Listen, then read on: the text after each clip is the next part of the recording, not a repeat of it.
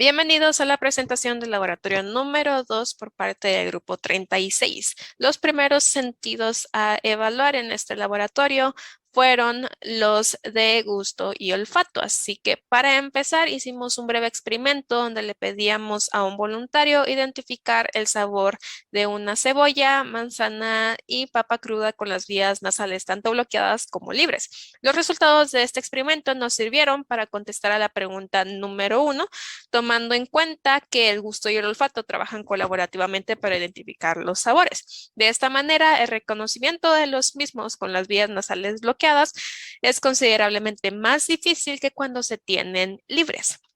En segunda parte consistía en la identificación del sabor umami con asistencia de una solución con alta concentración de glutamato, en este caso la salsa de soya, la cual fue colocada en la lengua del voluntario con un gotero. Este sabor fue descrito como salado y parecido al que se perciben con los condimentos.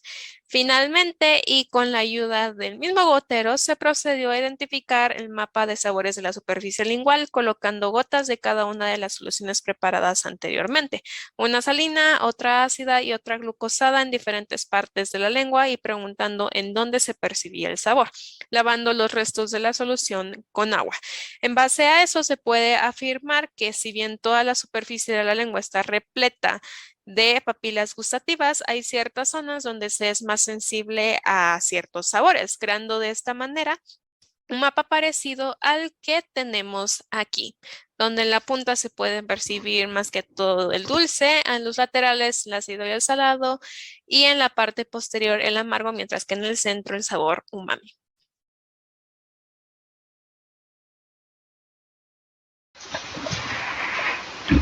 Soy Jairo Shokop del carnet 2020-04943, continuando con la pregunta 2. ¿Cuál es la importancia del sentido químico del gusto? Cabe destacar del sentido químico del gusto que se completa en el hecho de que permita al individuo seleccionar el alimento dependiendo sus deseos según las necesidades metabólicas de los tejidos y las necesidades de sustancias nutritivas a través de los receptores gustativos. La pregunta 3. ¿Cuáles son las 5 sensaciones gustativas primarias? Observamos que son 5 gustativas primarias. En la siguiente imagen encontramos el amargo, el ácido agrio, el umami, el salado y el dulce. En este cuadro vemos los receptores gustativos que son excitados o estimulados de cada una de las gustativas primarias y también las sustancias químicas que desencadena. El dulce se detecta principalmente en las papilas gustativas de la punta de la lengua. Esto no es causado por una sola clase de productos químicos. Estos son algunos de ellos que causan este sabor. Incluye azúcares, glicoles, alcoholes, aldehídos, cetonas, amidas, esteres o algunos aminoácidos y algunas proteínas pequeñas. Los ácidos sulfónicos, ácidos halogenados y las sales inorgánicas de plomo y berilio. El amargo se detecta mediante las papilas gustativas ubicadas en la parte posterior de la lengua. Esto no es causado por un agente químico. Las que causan son casi toda la totalidad de las sustancias orgánicas de cadena que contienen nitrógeno y alcaloides. El umami estimula la garganta, el paladar y la parte posterior de la boca y contienen L-glutamato. El agrio detecta por las pupilas gustativas de la lengua ubicadas en ambos lados de la parte posterior de la misma. Esto es provocado por los ácidos, en otras palabras, por la concentración de iones de hidrógeno. El salado responde a la capacidad específica de las papilas gustativas ubicadas en ambos lados de la parte delantera de la lengua. Esto es originado por las sales ionizadas, principalmente por la concentración de sodio. La pregunta 4. ¿En dónde se localizan las yemas gustativas? Esta se encuentra en los 3 tipos de los siguientes papilas iguales que son. Encontramos 3. La papila circunvalada. Esto forma una V en línea en la superficie de la lengua posterior, como podemos observar en la siguiente imagen. Las papilas foliadas están ubicadas en los pliegues del largo de la superficie lateral de la lengua. Igual lo podemos observar en la imagen. La papila fungiforme se ubica en las papilas fungiformes sobre la superficie plana anterior de la lengua.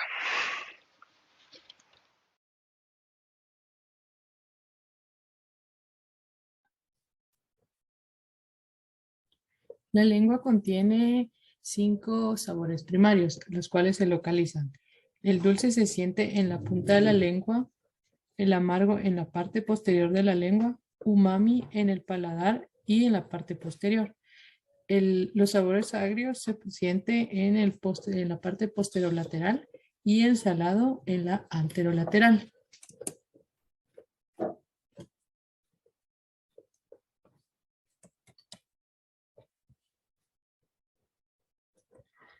La especificidad de las yemas gustativas. Cada yema suele responder específicamente a uno de los 5 estímulos gustativos primarios, cuando la sustancia saboreada muestra una concentración baja. A alta concentración, la mayoría puede estimularse por 2 o más de estos estímulos, así como por unos pocos estímulos más que no encajan dentro de las categorías primarias. Cada yema tiene la facultad de poder responder a un solo sabor de los 4 sabores primarios cuando la concentración de la sustancia es baja. Si la concentración de la sustancia fuera alta, cada yema presentaría sensibilidades preferenciales en distintas áreas de la lengua. El mecanismo de estimulación de las yemas gustativas. La estimulación de las yemas gustativas se obtiene por despolarización de las membranas de sus células. La aplicación de una sustancia con sabor sobre los cilios gustativos provoca una pérdida parcial del potencial negativo, es decir, la célula gustativa se despolariza. El mecanismo para que las vellosidades puedan reaccionar consiste en unir el producto químico con sabor a una molécula proteica receptora. Al mismo tiempo, abrirá canales iónicos, lo que permitirá que los iones sodio o hidrógeno que cuentan con carga positiva penetren y despolaricen la negatividad de la célula. A continuación, el compuesto con sabor es arrastrado gradualmente fuera de la vellosidad gustativa por la saliva, lo que hace que el estímulo se retire.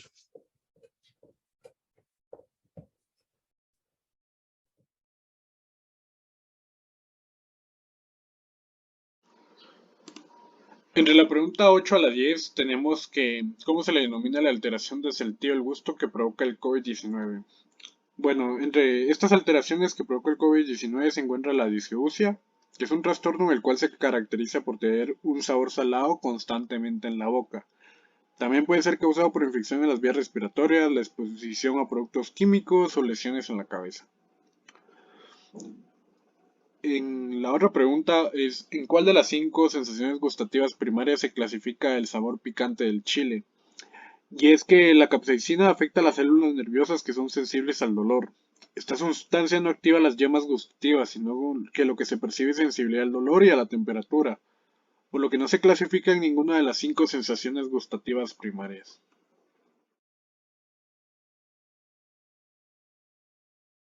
La pregunta número 11 dice, ¿cuál es la importancia del sentido químico del olfato?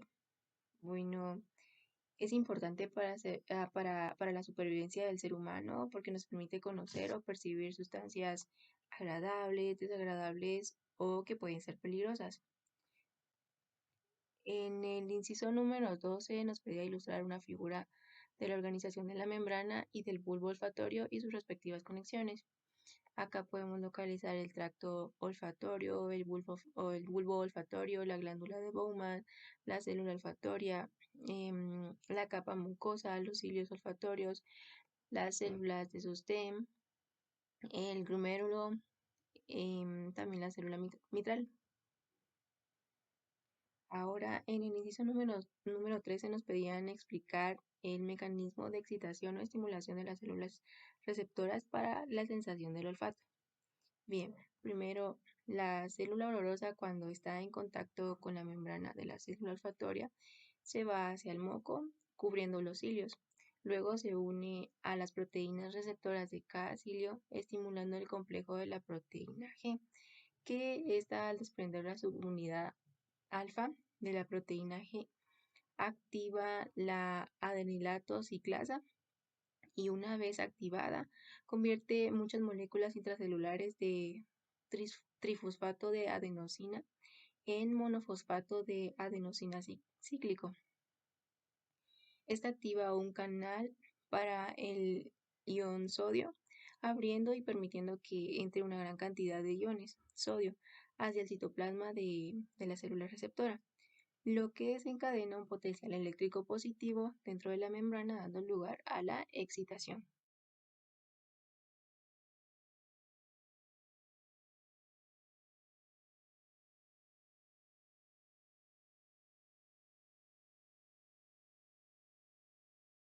Continuando con las preguntas, tenemos de la 17 a la 19.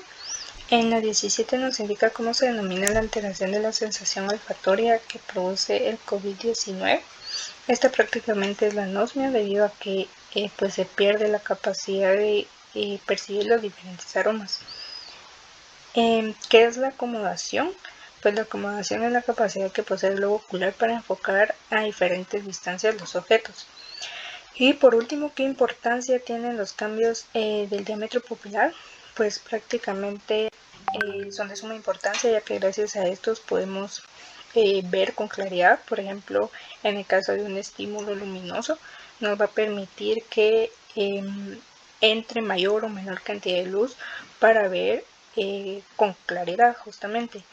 En el caso de las emociones, pues es muy fácil notar la dilatación cuando, por ejemplo, una persona está muy feliz o ve algo que le gusta demasiado. Y en el caso de los fármacos, que también es posible, pues es muy útil, ya que estos nos pueden servir también para dilatar la pupila y poder realizar exámenes como lo es del fondo de ojo.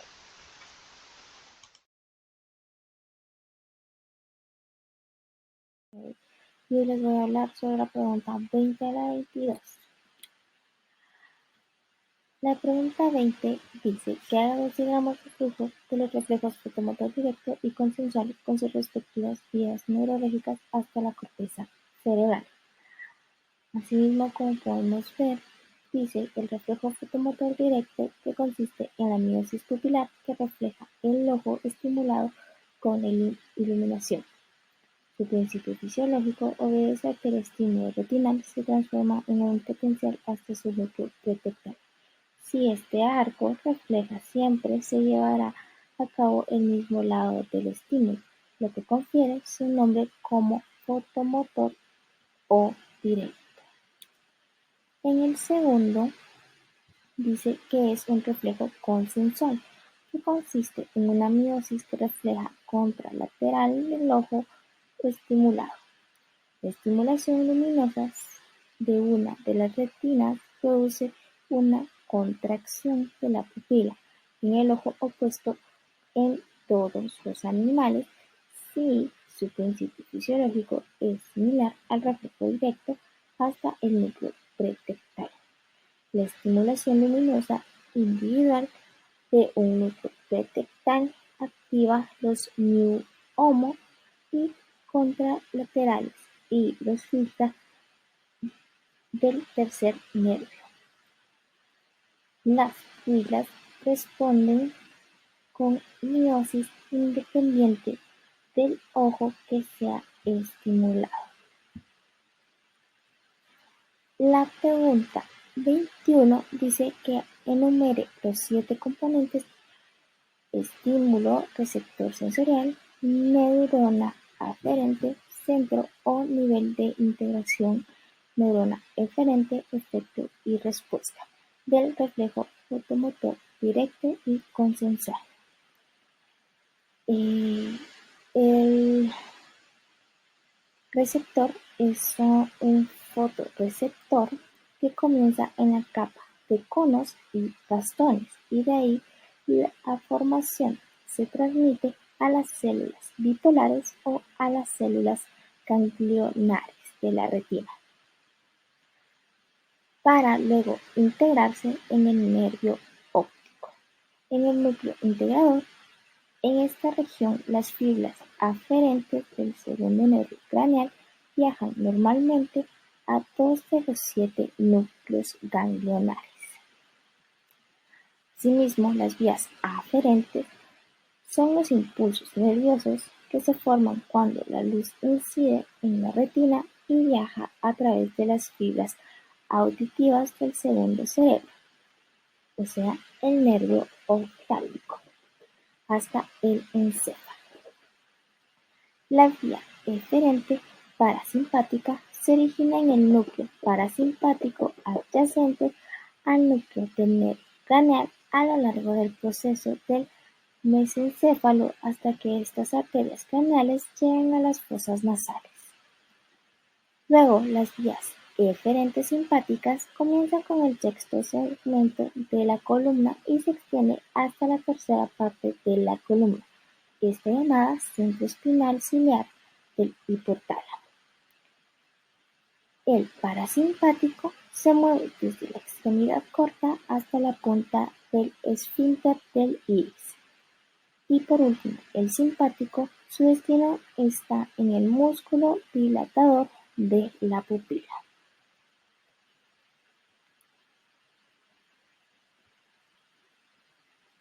Por último, en la pregunta 22 dice, describe y explique los resultados que espera observar en la prueba de Weber en una sordera de conducción unilateral y bilateral y una sordera nerviosa unilateral y bilateral.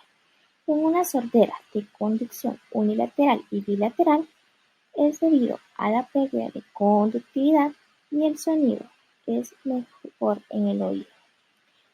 La lateralización del oído afectado es hipoacusia debido a que las vibraciones no se disipan a través del material transmisor. El oído medio y externo crea un efecto falso en el oído. Una sordera nerviosa unilateral y bilateral es la caída neurosensorial que le permite escuchar mejor el sonido con sus oídos. La lateralización de bloqueo auricular o no lateralización es normal. La lateralización del oído es mejor. O sea que la sordera es neurosensorial.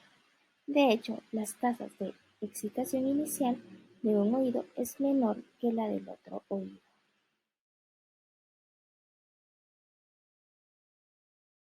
Pregunta 23. Describe y explique los resultados que espera observar en la prueba de Rhine en una sordera de conducción unilateral y bilateral. La conducción unilateral es la pérdida de audición en un oído, el sonido que el de la conducción, o sea que a nivel del aire es mayor, entonces el Rhine es negativo. La conducción bilateral es la donde se pierde la audición en ambos oídos. En esta no se distingue con claridad el nivel óseo, pero sí el aéreo es un Rhine positivo.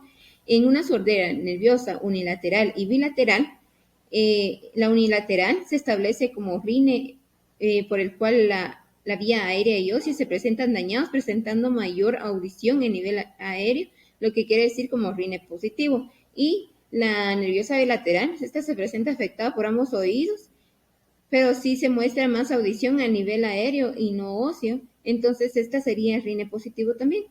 En la pregunta 24 dice, describe la vía de transmisión en la onda sonora desde el medio externo hasta el receptor sensorial. Las ondas sonoras se introducen en el oído externo por un medio de conducta auditivo, la cual llega hasta el tímpano. Las ondas permiten que el tímpano vibre y difunda estas vibraciones al martillo, yunque y estribo que pertenecen al oído medio, los que amplían las vibraciones de los sonidos y trasladan la cóclea perteneciente al oído interno. Esta estructura tiene un líquido en su interior. La cóclea se divide en dos secciones, lo que son superior e inferior. Cuando las vibraciones llegan al líquido en la cóclea, se presentan ondas de las cuales viajarán en las membranas basilar. Las células sensoriales de la superficie de la membrana se mueven debido al movimiento que se realiza en las olas. Las células que están cerca de la parte ancha de la cóclea detectan los sonidos elevados y los que están en la parte media detectan los bajos. El nervio auditivo transporta las señales eléctricas que se podrán entender y reconocer con ayuda del nervio auditivo. Luego está la pregunta 25 que dice, describa la vía nerviosa desde el receptor hasta la corteza auditiva. En esta, las señales que provienen de ambos oídos se trasladan por las vías de ambos lados del encéfalo, como está en la imagen.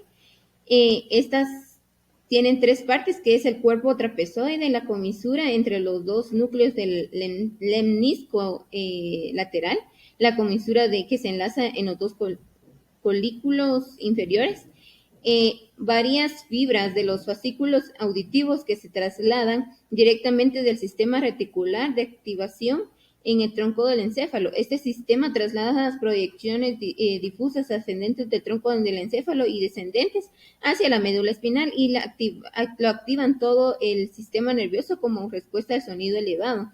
Otras colaterales van hacia la dermis del cerebro, que también presentan activación instantánea o en caso de ruido brusco. Y los fascículos de fibras conservan un nivel muy alto de orientación espacial desde la cóclea a lo largo del paso hasta la corteza auditiva. Gracias.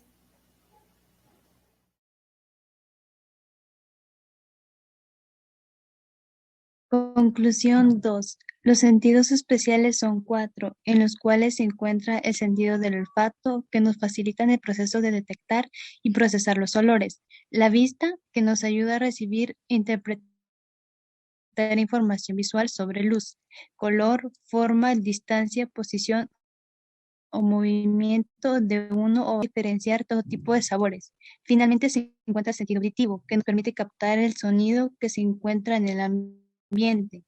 Todo esto por medio de ondas que viajan en el aire. Estos sentidos en conjunto facilitan al humano interactuar con el entorno.